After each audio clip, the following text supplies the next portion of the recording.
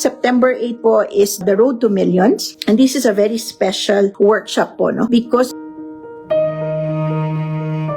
we are heading through a difficult na mga transition years po, no? So, half of 2024, kung naalala nyo po, during the NYB, during the CNYE, during the shockproof, sinasabi ko po na i-brace natin ang self sa mga hindi magandang parating, no? There are really, no, so many na mangyayari po na hindi pa ito yung worst. Actually po, the worst is yet to come. 2025 is really a very chaotic year. Chaotic in a sense na dito po talaga maghahalo yung gulo na makikreate ng 2024. And dito po mag-uumpisa yung pinaka-main na gulo, which will actually last until 2027. So it's quite long, no? That's why marami rin po akong prepare na mga workshops, na mga retreats, because we really have to tap into our spiritual metaphysics to actually make sure na medyo okay tayo.